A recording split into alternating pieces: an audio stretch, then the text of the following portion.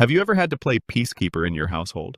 I am going to start with the part people always pretend not to care about, because it makes them look small, yet it is exactly where the whole thing begins for me. Where the air went out of the room and I heard that flat tone in my sister's voice that told me she had already decided I did not matter that weekend, and it was when she said she was so busy, and then my mom chimed in with the same careful tone.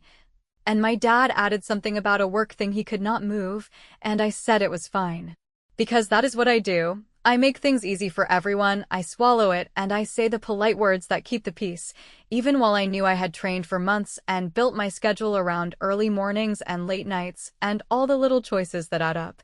The pasta instead of the burger, the water instead of the drink, the long runs when everyone else slept in on Sundays, and I told myself that support is a nice to have, not a need to have, and grown women do not beg people to show up for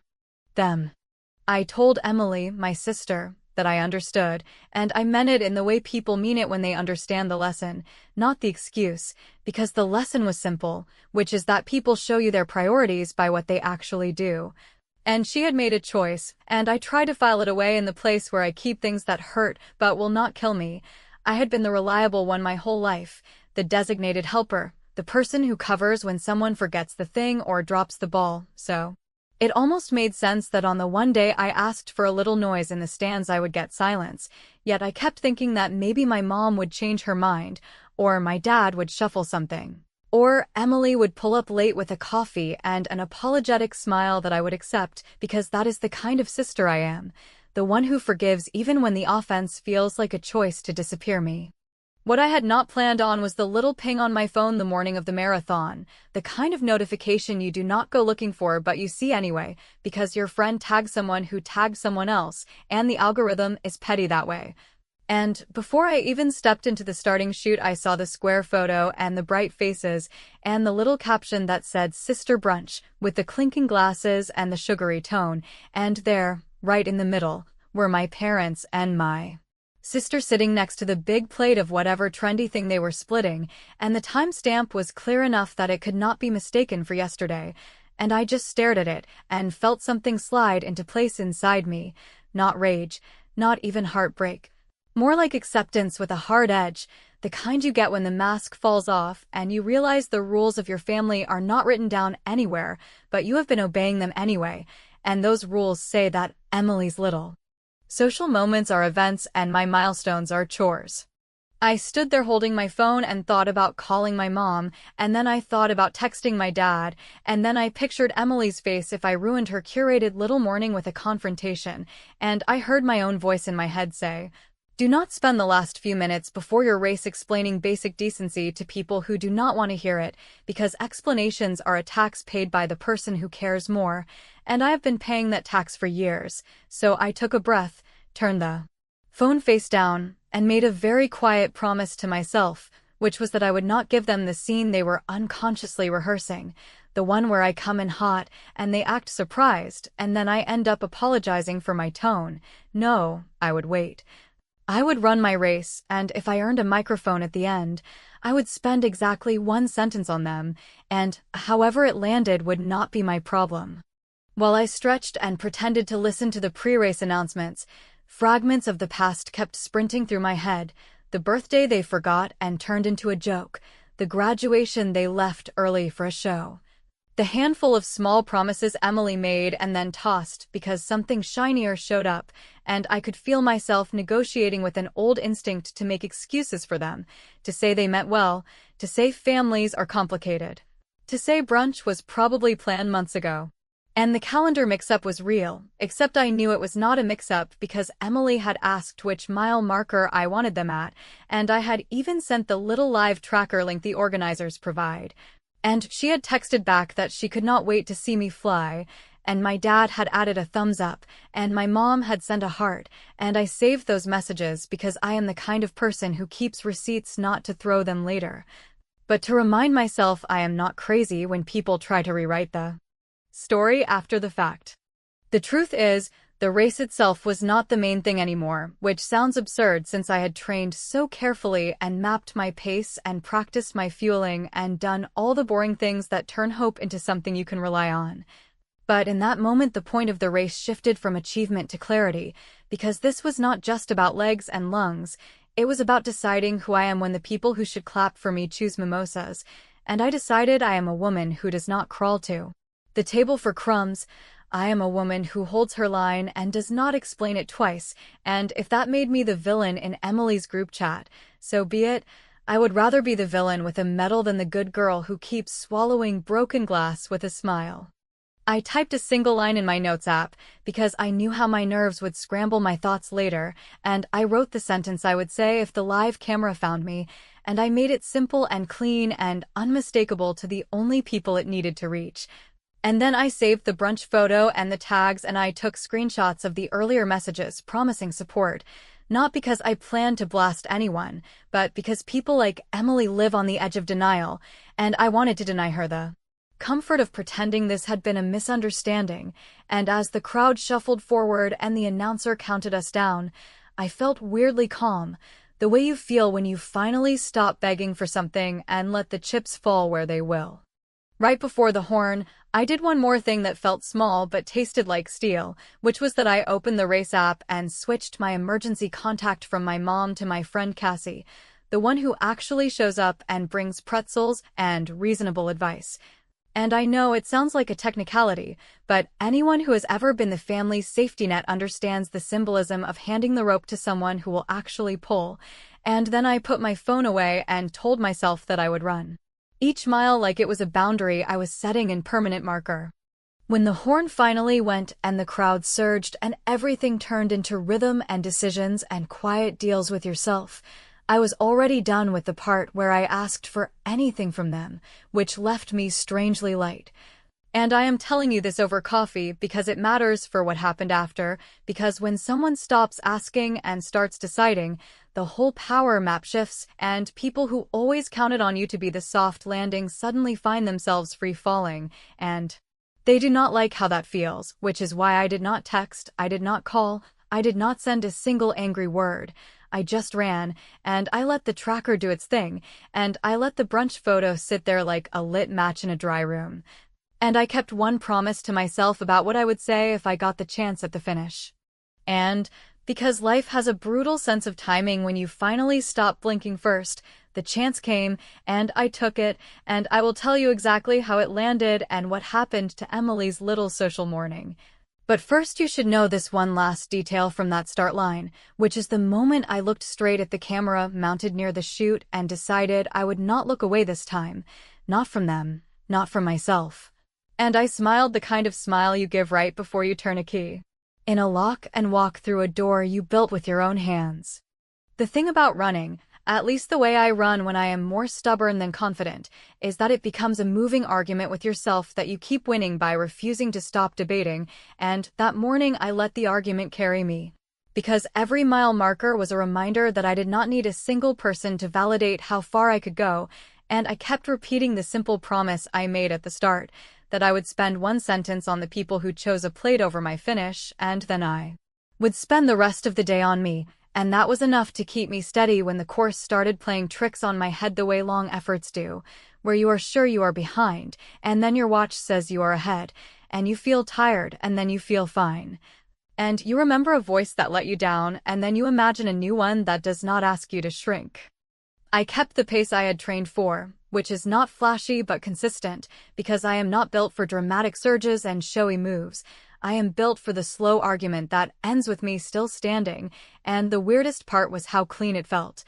Like the air inside me was finally cleared of the old smoke of pleasing people, and as the miles stacked up I started noticing little things that meant more than they used to. A stranger yelling my name from the bib, a volunteer handing me water with a loud cheer, and I realized that when the people you wanted most decide to sit out, the world has a funny way of filling in the space with people who do not owe you anything and still give you a boost, which is its own kind of lesson about where to place your thank yous.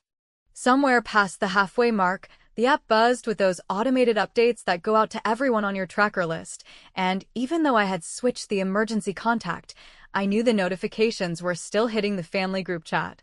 And I pictured the table reading them in real time, their forks pausing while the little banner popped up that I had crossed another split, and I did not know if they felt anything, and I did not waste energy trying to guess, because that is how I have lost entire months of my life, scripting other people's reactions instead of writing my own actions. So I kept my head down, I kept my form, and I banked the little bursts of pride for when I would need them later.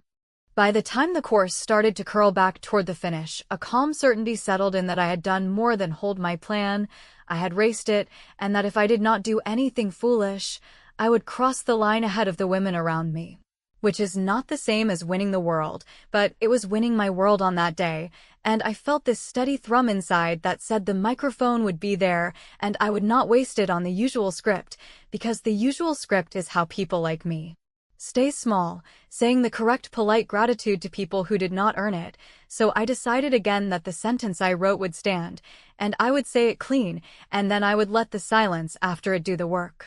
The last stretch is a blur the way big moments are when you have rehearsed them in your head so many times that the real thing feels like a replay, and I crossed the mat with my legs burning in that dependable way that means you asked for all of it.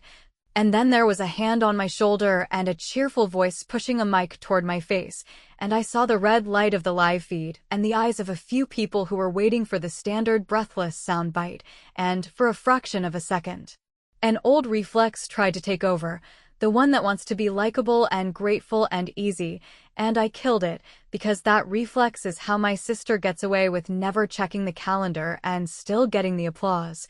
So I looked straight into the camera and gave the line I had written, my voice steady. For the ones who said they could not make it, this one is sweet, and I did not explain who, and I did not smile like I was kidding, and I did not soften it with a chuckle. I let it land. Because sometimes the most decent thing you can do is refuse to cushion the truth for people who lied to your face. There was a beat where the interviewer blinked and then nodded and pivoted to the usual questions about training and routine, and I answered them like a grown woman who has done the work and is not apologizing for it. And I thanked the volunteers by name because they actually showed up, and I mentioned my friend Cassie because she actually helped, and I walked off the little corral to grab water and a banana, which tasted like relief more than anything. And when I finally checked my phone, the notification feed was a mess of messages from friends sharing screenshots of the live clip and a few texts from numbers saved under family names, the tone wobbling between puzzled and performative supportive, and then I saw it. The post from the brunch had been deleted, which is the oldest trick in the book if you do not want to be caught, but the tags had already propagated and the screenshots existed, and the damage was not mine, it was theirs. I did not reply to anyone right away, because I did not trust myself to keep it clean if I jumped in on adrenaline, and also because I could see the shape of what was coming without needing to push it. The calls that would start with concerned tones and pivot to wounded ones, the little half-truths about confusion and schedules, and how they never promised anything, and I refused to participate in their rewrite. So I forwarded the live clip to my own files and put my phone on silent, and I walked over to the results tent to confirm something the announcer had hinted, which was that I had placed first in my division, and I accepted the cheap medal that felt like a very expensive permission slip to stop being the family's reliable understudy. When I finally turned the phone back on, a message from a mutual friend of Emily's sat at the top, a short line saying that the brunch crowd had seen the clip because someone put it on the big screen for laughs. And it got quiet in a way that is never good for the person who built the day around being admired, and that Emily had left the table to take a call and never came back, and the friend added that I should call her because she was crying in the parking lot, which is the exact kind of emotional booby trap I have fallen into my whole life, and I did the opposite. I texted Cassie that I was going to sit with her on the curb for a bit and breathe, and then I put my phone away again. Because if there is one thing I learned in the last stretch of that race, it is that you do not interrupt your own victory lap to console someone who chose not to be there, and that was the first small revenge I allowed myself that day. The one where I let their discomfort be theirs while I stayed with my moment and refused to be dragged back into the role they prefer. What I did next is the part that changed the temperature in our family for good, because it was simple and public and impossible to twist without looking ridiculous, and it did not require shouting or long explanations. Only timing and proof and a little discipline, and when I tell you what I posted and how it was received,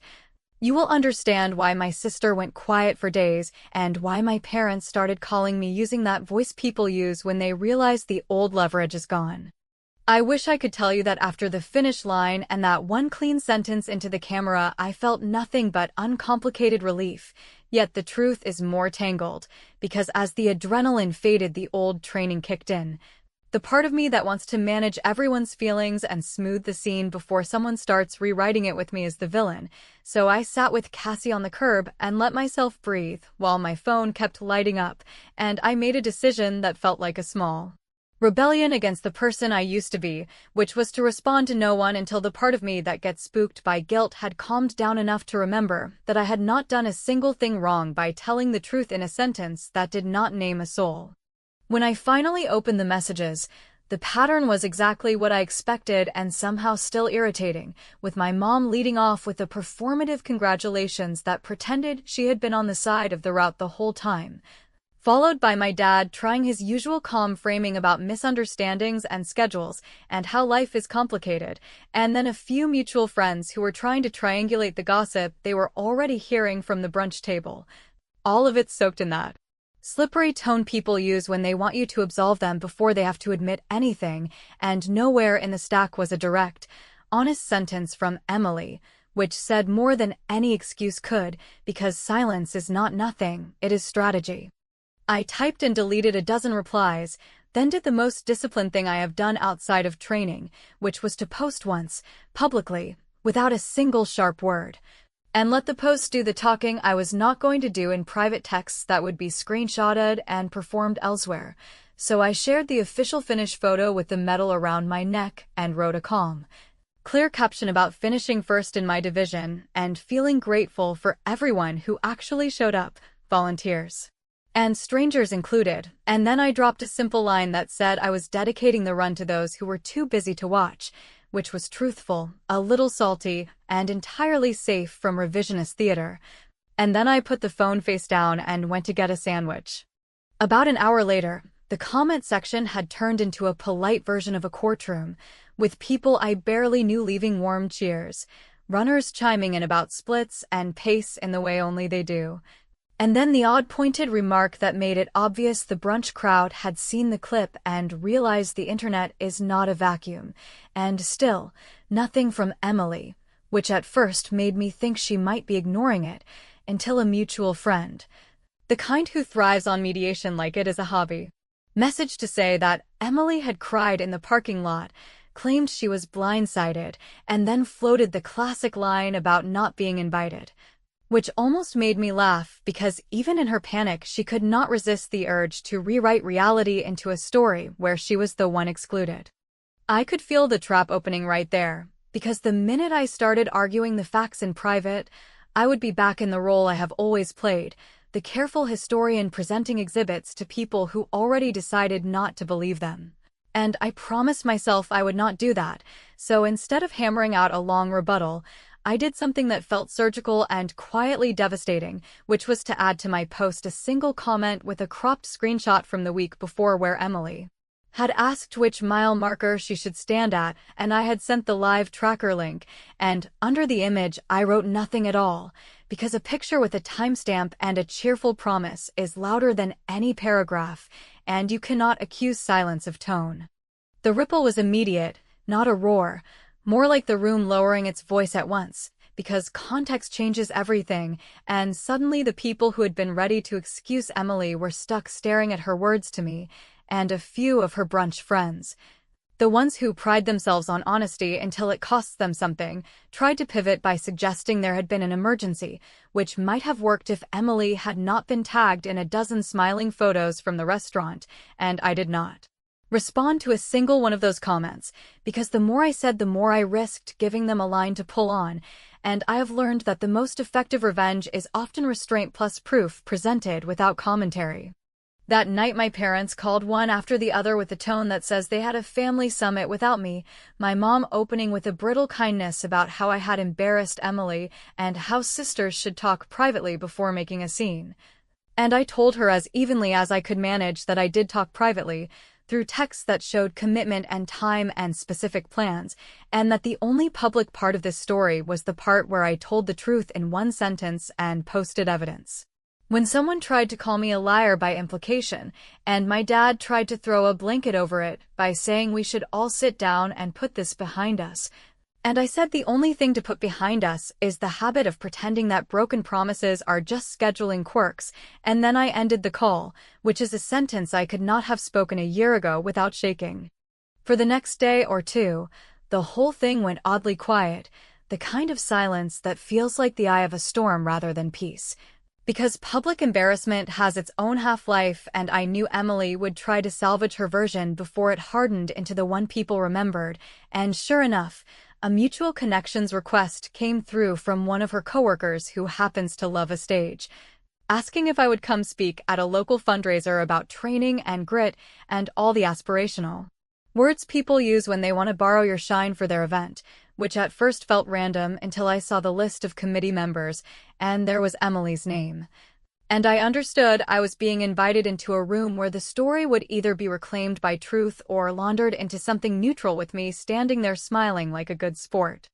Cassie told me to skip it and save myself the headache, and maybe that would have been the wise move if my only goal had been to avoid conflict, but this was never just about conflict.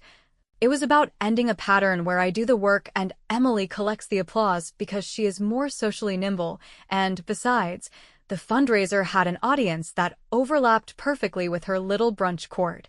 And I could see the shape of how to make my point without dragging anyone by name, by telling a simple story about what it means to run when the people you love opt out and how you build your own support system anyway, and I decided to accept, not as a guest star in a show that uses me, but as the author of the closing line that would make pretending impossible. Right before I replied to confirm, my phone buzzed with a number I did not recognize, and when I answered, a woman from Emily's circle, someone I have always liked for her directness, said she thought I should know that Emily had been telling people at work I never sent the race details, and that I have a history of overreacting, and that the brunch was a misunderstanding caused by my poor communication. And I thanked her for being straight with me and hung up, then opened my gallery to the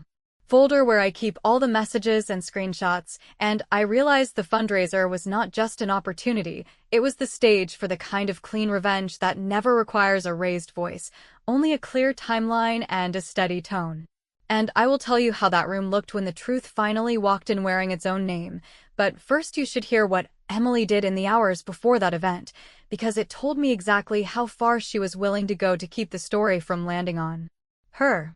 doorstep. The call that warned me about what Emily had been saying at work would have been enough to make a calmer person step back and let the mess settle, yet I am long past the stage where I confuse peacekeeping with dignity, so I thanked the woman for being direct. Sat with the queasy mixture of anger and amusement that always shows up when someone decides to paint you as unstable simply because you quit playing the family translator, and then I opened my email and wrote to the fundraiser chair with the same tone I use when I know I am on firm ground, telling her I was honored to speak, that I plan to talk about building a support system when the one you counted on falls through, and that if it would help the room connect the dots on why local running programs matter, I could bring a short clip from the race broadcast and the official tracker screenshots to make it concrete, which was me placing the receipts on the table without slapping anyone. Because sometimes you get farther by folding the truth into the agenda than by shouting it from the sidewalk. Within minutes the chair replied with the kind of enthusiasm that is half genuine excitement and half relief that the program just got a heartbeat, saying that the clip sounded perfect, that the committee would love a practical, honest talk, and that she had just heard, coincidentally, that there had been some confusion about my availability, which told me exactly what I needed to know. Namely that Emily had already tried to spray haze over the invitation and maybe even floated the idea that I was not the right fit because the story was, in her words, still too raw, a phrase that sounds caring until you reveal the translation, which is please do not tell a version of events I cannot control. I did not respond to Emily, who chose that moment to text a forced breezy opener about how wild the internet can be and how she hoped I was not taking things personally. followed by a clumsy pivot into how the fundraiser was her work lane and she had promised a colleague it would stay inspirational, a word that does a lot of lifting when people want you to sand the edges off reality, and I just let it sit there. Because nothing ruins a gaslighter's rhythm faster than a lack of choreography from their target, and instead I sent one message to the chair confirming that I would arrive early with the clip on a thumb drive and that I required nothing fancy beyond decent audio, a lectern, and permission to speak plainly, which she granted with more exclamation points than I usually tolerate and a kind note saying that her own daughter had started running during a rough patch and would be in the front row. The hours before the event turned into a quiet test of my resolve, because family muscle memory runs deep, and it would have been so easy to call my mother and listen to the script about harmony and reputations, and how donors prefer tidy narratives. And it would have been just as easy to send Emily the kind of long message that cataloged her promises and the brunch timeline and the fact that she had herself asked for my mile marker, yet every time my fingers hovered over the keyboard I remembered the feeling on the course when I kept my form by refusing to chase, and I reminded myself that chasing is how they hook you back into the role of explainer, so I did the opposite and sent 2 calm emails to the committee instead. One with a short bio that mentioned finishing first in my division and why I cared about community sports, and one with the clip attached and a single line of context about the sentence that had traveled farther than I expected, which framed me as a woman who tells the truth and keeps moving, not a sister begging a room to pick sides. Around midday, the chair forwarded a message Emily had sent to the committee list in a sudden burst of helpfulness, offering to reorganize the run of show and to swap the order so that my talk would land earlier to accommodate scheduling. And the chair replied all before I could weigh in, saying that the run of show was set and that the clip would open the second half because it made for a strong pivot to donations, and I sat back in my chair and exhaled because that was the first external confirmation that my plan to tell the story without naming names would land exactly where it needed to, in a room full of the same people who had cooed over Emily's brunch photos and then watched her vanish when accountability showed up wearing a finish line.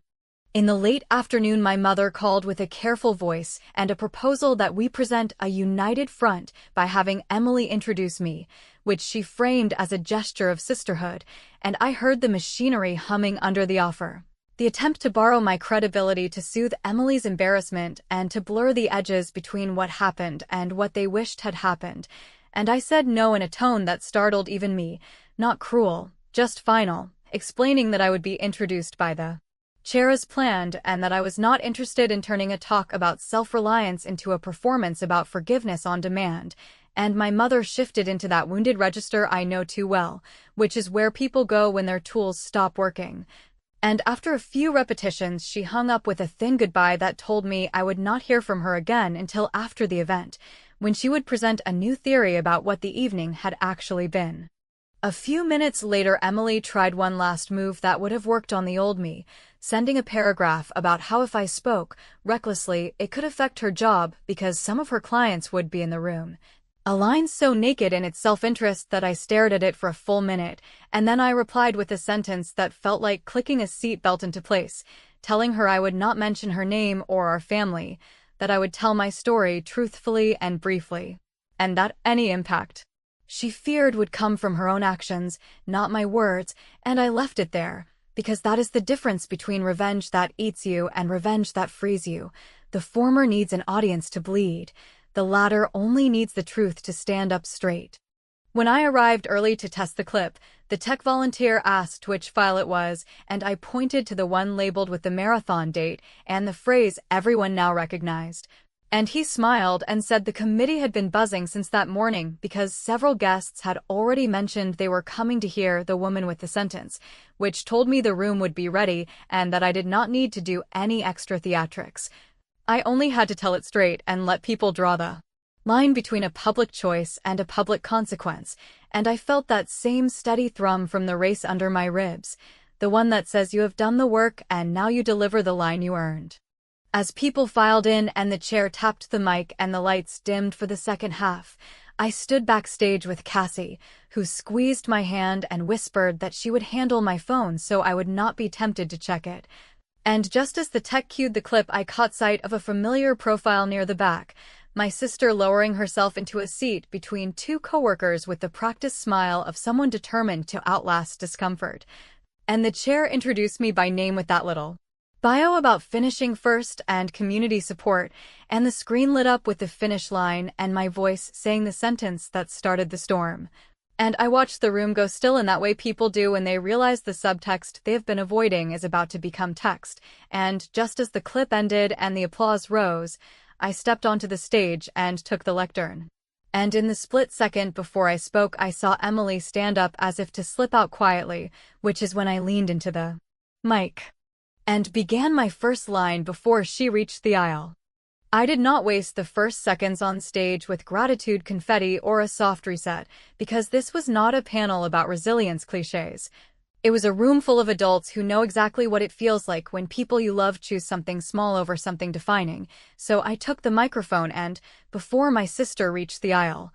I said I was going to talk about a promise that sounds tiny and turns out to be the whole show, which is the difference between people who say they will be there and people who show up when it costs them comfort, time, or a little social shine. And I told them I had trained for months believing I had a row of faces waiting at a mile marker, and that I learned the hard way that a mile marker means nothing to someone who sees your life as background content for their feed, and the room made that low sound people make when they recognize themselves or their families without needing a single name. And my sister froze halfway to the exit like maybe sitting back down would rewrite what was about to happen, except nothing could, because the only thing I planned to do was tell the truth and make a clean ask. I said I would keep it short, then laid out the timeline in a tone so level you could have balanced a glass on it, the messages where I was asked for my mile marker and the link I sent for live tracking. The morning notification that showed a pretty caption about being busy with a social event that apparently required the attention of every person who had promised to stand on the curb. The finish line where I used one sentence instead of a paragraph of excuses, and the hours of silence that followed until someone tried to suggest I had simply failed to communicate, and I told them I did not drag anyone by name because I was not there to humiliate a single person. I was there to underline a principle that would outlast the gossip, which is that people who do not show up do not get to narrate over the voices of those who did, and that the only useful response to repeat offenders is to quietly remove the microphone they keep borrowing from you. Then I did the thing that turned it from a story into a move you could feel, because I pulled a small stack of thank you cards from the lectern and said that the committee had given me permission to try something odd that every person in the room could, before leaving, write a short thank you to the volunteer who handed them water at their first 5 kilometer, or to the friend who watched their kids so they could train, or to the stranger who yelled their name at a mile marker and made them pick up their feet, and those cards would be hand-delivered by the club over the next month. And I also held up one blank envelope with a line written on it, and said this last one would stay empty until someone in my life earned it. Because I was done sending grace where attendance never arrived, which is small and petty only if you think gratitude is an unlimited resource with no standards, and the room laughed in that rough, appreciative way that carries agreement more than humor while in the back. My sister put a hand to her mouth like she had tasted something she did not order. I did not call her out, and I did not linger. I simply played the clip from the finish, let the sentence land again, and then I told the room I was making one more change that mattered only to me and anyone who has ever choked on the word invite, which is that I was retiring the automatic invitation to people who RSVP with enthusiasm and vanish when attention points elsewhere, and replacing it with a policy they could repeat if they wanted, a simple rule that said 3 no-shows without a real reason, and your seat goes to someone who wants it. And yes, families can call that harsh while they scroll through their brunch photos, and yes, you can call it boundaries while you lace your shoes without waiting for claps that will not come. And the applause that came next was not the pretty kind. It was the sound of a room letting go of an old habit.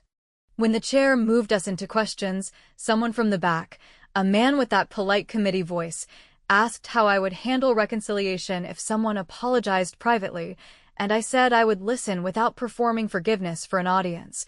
And that action changes everything faster than an apology dumped into a text thread, and that if a person wanted access to my milestones again, they could start by showing up to something that did not benefit them, like the community track cleanup. Scheduled for Saturday at 9, and I looked at the front row where the chair's daughter sat nodding like she already knew where she would be, and I said that I would be there with a bucket and a rake, and that anyone who claimed to love me could prove it with trash bags instead of typed regret, and a few heads turned toward the back where my sister had finally sat down, and I kept my eyes on the people who had actually earned the right to be looked at. After the talk, people lined up to say the kind of specific things that make all the noise worth it. A small business owner who said she would match donations if the club kept the thank you card project going. An older runner who told me he had been the no-show once and had not realized how much damage those little choices cause. The chair who whispered that the donation jar had filled faster in 10 minutes than it had all night. And as the room emptied, I saw my sister standing off to one side, with that brittle smile fixed in place, and she waited until I had my coat on to say she wished I had warned her, that it had felt like a setup. And I told her calmly that the setup had been the week before when she asked for my mile marker with no intention of using it, and that tonight I had not named her once, and that every line I spoke would have meant the same with any group in the back row, and she asked, almost whispering, what she could do now, and I gave her the cleanest answer I have ever given her, which was to show up on Saturday in old shoes and shut up about being busy. The next morning my phone held two things that told me everything I needed: a short note from the chair with a screenshot of donations that tripled after the clip and a list of thank you cards already claimed by attendees for delivery. And a message from Emily that was longer than I expected and more careful than I had ever seen her write, with words about accountability and a suggestion that we grab coffee before the cleanup to talk, and I said no to the coffee because I do not negotiate apologies in cushy chairs anymore. I said I would see her at 9 with a rake, and then I put the phone down and went for an easy jog because I felt lighter than I had in months. And when Saturday came, I stood at the track with a small crew of volunteers and Cassie cracking jokes to keep the chores moving, and I watched the entrance for a long time without telling myself stories. And eventually I stopped watching because whether she appeared or not had nothing to do with my morning. For the record, because people always ask me this part and lean in like the answer will change the meaning of everything, she did not show up that day, and I did not text to ask why, and I did not draft a new policy to make it easier for her. I just finished my shift, handed in the last full trash bag, and walked home with legs tired in a way that feels like a clean ledger, and since then she has hovered around the edges with gestures that look like effort but do not cross the line into change. Which is her right, and I keep my promise by not inviting her to spaces where absence hurts more than silence, and every once in a while someone sends me a link to the race clip, and I watch it like a little weather report of my own internal climate. And I hear my voice say the sentence that started the shift, and I remember that the finish line that mattered most was not a ribbon. It was the moment I stopped arguing the facts with people who treat my life like filler, and I stepped into a room, told the truth without names, and moved the power back where it belonged, which is in my hands. And if that sounds cold to anyone who prefers their sisters to smile through being sidelined, then I hope they enjoy their brunch, because this one is still sweet.